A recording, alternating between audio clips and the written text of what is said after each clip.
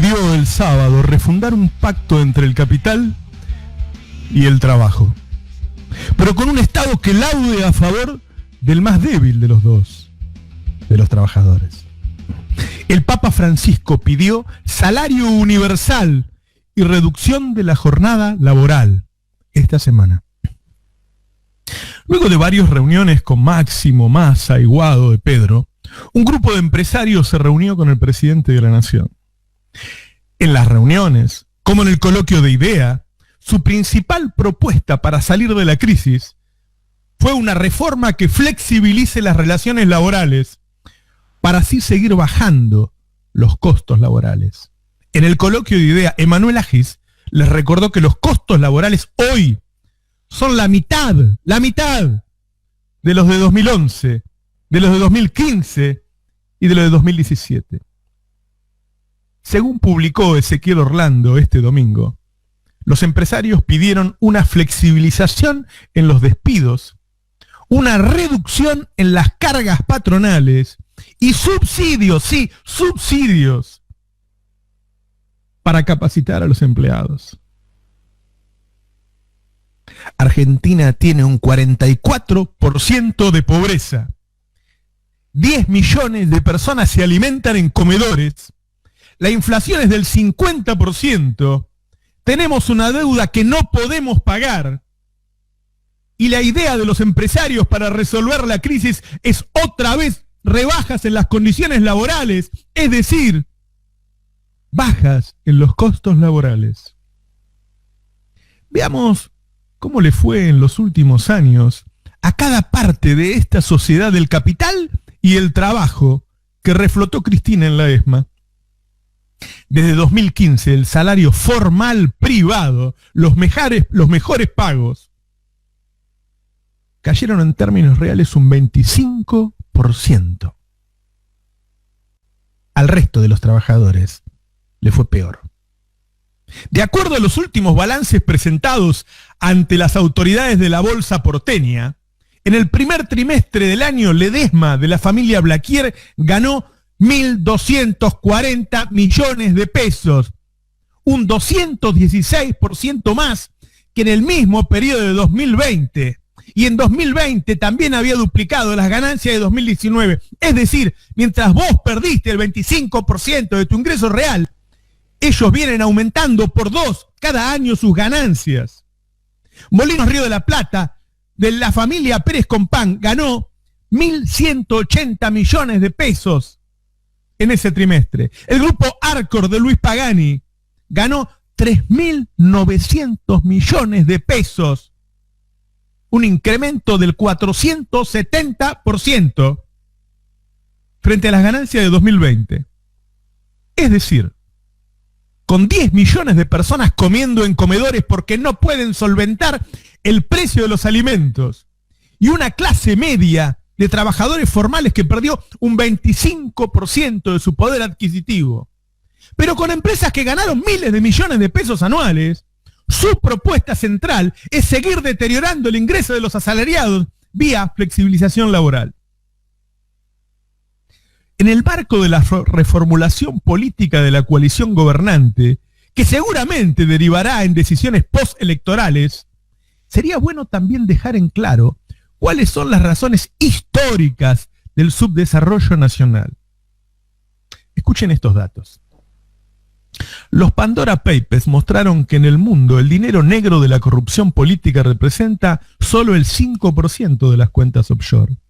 El 30% es dinero proveniente del narcotráfico y otros delitos. El 65% de la guita negra escondida en guaridas fiscales es de multinacionales y personas con altísimos patrimonios. En ese contexto, Argentina, que es la economía número 45 del mundo, figura número 3 entre los países cuyos ciudadanos esconden dinero sucio. Esa es la razón del subdesarrollo argentino, esa es la razón de la pobreza argentina, esa es la razón de la inflación crónica de la Argentina. Ganan dinero, lo pasan a dólares y se lo llevan, no invierten, por eso no nos desarrollamos, no pagan impuestos, por eso somos pobres. compran dólares todo el tiempo. Por eso vivimos devaluando, porque faltan dólares. Y es esa devaluación la que genera la inflación crónica. No es el déficit fiscal, que es el mismo que tiene todo el mundo. La culpa del subdesarrollo y la pobreza no es de la corrupción política, es de la corrupción empresaria. No tuvimos 70 años de peronismo en el gobierno, tuvimos 70 años de empresarios sacando el país, con gobiernos militares o civiles. Nos saquearon durante 70 años. La corrupción en la política es ínfima comparado con los delitos de los empresarios. Los medios hegemónicos no te lo van a decir porque son protagonistas de estos. Ayer el diario AR publicó que los Pandora Papers revelan que el grupo Clarín y sus accionistas aparecen vinculados a compañías en Islas Vírgenes Británicas. Los hijos de Manieto y Aranda también son beneficiarios finales de una compañía en la isla de Nevis, en el Mar del Caribe. Fontevecchia creó una sociedad anónima en Uruguay. Zaguier es accionista de La Nación y tiene una cuenta offshore. Antes de fugar su dinero a una guarida fiscal, cada empresario cometió un delito bien planeado. Se reunió con el contador y organizaron cómo delinquir. Trazaron un plan a escondidas de la sociedad. Compraron facturas truchas, triangularon exportaciones, subfacturaron, sobrefacturaron, cometieron delitos y finalmente escondieron el resultado del atraco en una guarida fiscal, en las mismas que los esconden los narcos. Según datos del FMI, en el exterior hay 450.000 millones de dólares de argentinos escondidos en guaridas fiscales. ¡Se robaron un PBI! Estos sí que se robaron un PBI. Como dijo Ofelia Fernández, quieren discutir pobreza sin discutir riqueza. Discutamos sobre nuestros ricos. Nos acostumbramos a pelearnos entre nosotros por las migajas que se le caen de sus festines. Reivindican su derecho a echarnos sin indemnización, a que trabajemos 12 horas por día y no nos alcance para pagar los alimentos que nos venden a precio de oro. Nos ponen a discutir si tenemos derecho a tener servicios de luz y gas a precios que podamos pagar. Si tenemos derecho a una jubilación, les indigna que nos vayamos de viaje de fin de curso, que tengamos celular. Reivindican el derecho a vendernos alimentos que nos enferman sin la obligación de informarnos sobre el contenido. Reivindican el derecho a producir alimentos en nuestra tierra, con nuestra mano de obra, con nuestro combustible, con nuestra electricidad, trasladarlos por nuestras rutas, con nuestros puentes y llevarlo a nuestros puertos, y luego venderlo a un precio que con el salario que ellos nos pagan no podemos comprar. ¿Qué diferencia hay con esos estancieros de hace 200 años que pagaban con un vale para que compraras en sus propios negocios y les quedaras debiendo siempre porque no te alcanzaba? Los economistas son de ellos, los medios son de ellos, los periodistas pagos son de ellos, los jueces son de ellos. Y el que no se venda a ellos es un paria, un perseguido, un difamado, un deshumanizado. Te enseñan a odiar a los pocos que te defienden. Le aconsejan al gobierno que sea moderado, que no se enoje con ellos. Hablemos claro. La propuesta empresarial busca institucionalizar la injusticia social, ponerle un marco legal al saqueo histórico. Estamos discutiendo la post-pandemia en un país con más representantes de la derecha que votantes de derecha. Está la extrema derecha del loco Milei y el facho Espert, la derecha golpista de Macri y Bullrich, la derecha neoliberal de Larreta y Vidal, la derecha radical de Manes, Cornejo, Morales y la derecha peronista que quiere armar sin Cristina. Toda esta movida de acercamientos con empresarios prebendarios y castillos de naipes de derecha se va con un nivel de desinformación inédita que confunde a la población en el tema crucial. ¿Quién tiene la culpa de su sufrimiento? Si el debate fuera sincero, no necesitarían la persecución. No hay una política contra el lofer. La única política es alejarse de Cristina. Pero Cristina es un símbolo, el símbolo local, como lo es Evo en Bolivia, Lula en Brasil, Rafael Correa en Ecuador. Cualquiera que defienda al pueblo será perseguido. Entonces, cuando para zafar de la persecución se alejan de ella, no se alejan de Cristina, se alejan del pueblo.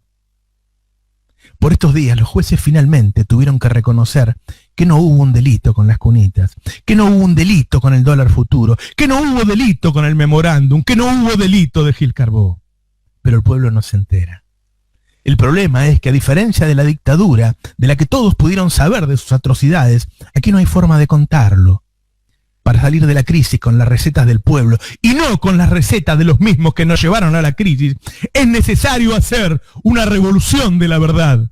Una revolución cultural que sirva además para evitar la derechización de nuestra sociedad. Tenemos que volver a las canciones de protesta, a las películas como La Historia Oficial, a los programas como Nosotros y los Miedos. Necesitamos que nuestros artistas hagan lo que saben hacer, arte. Los jóvenes que se la rebuscan en internet tienen que formar parte de un proyecto colectivo de búsqueda de la verdad. No vean YouTube como un modelo de crecimiento personal, véanlo como un campo de batalla. Estamos viviendo la década infame del siglo XXI. El pueblo ofrece su mano generosa en la Plaza de Mayo. Acá estamos, listos para apoyar a quien nos defienda.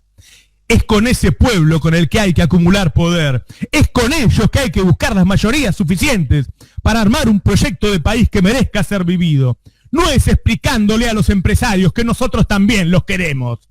Es diseñando una propuesta de desarrollo con inclusión social que se distinga nítida entre las propuestas de las distintas derechas que pululan por ahí.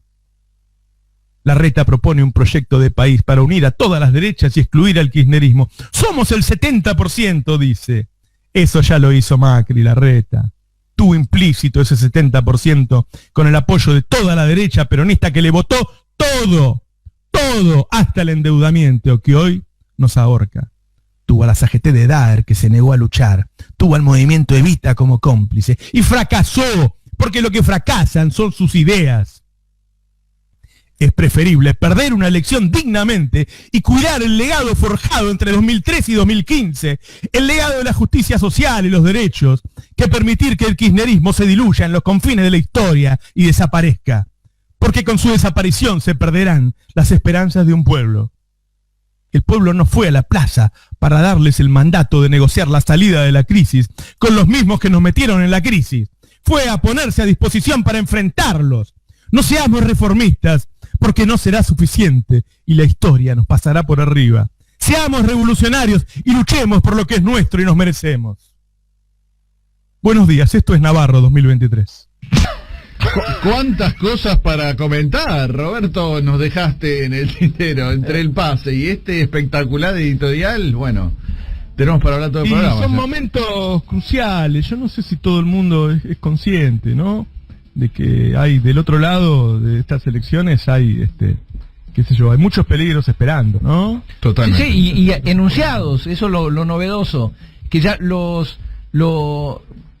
la agenda satánica se enuncia, ya no es que se aplica sin haberla enunciado. Claro. Entonces, bueno, vamos a hacer esto. Vamos a hacer ellos esto. Ellos no nos engañan más, ¿viste? No. Ellos dicen, bueno, nosotros vamos a hacer esto. Le vamos a quitar todos los derechos laborales.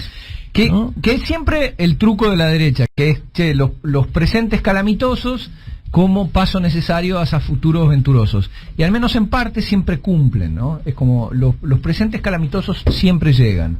Después los futuros venturosos pasaron cosas, la lira turca, qué sé yo, pero empeorar nuestro presente siempre lo logran. Uh-huh. Che, quiero que opinemos todos hoy, porque me parece que son momentos trascendentales después de la marcha de ayer.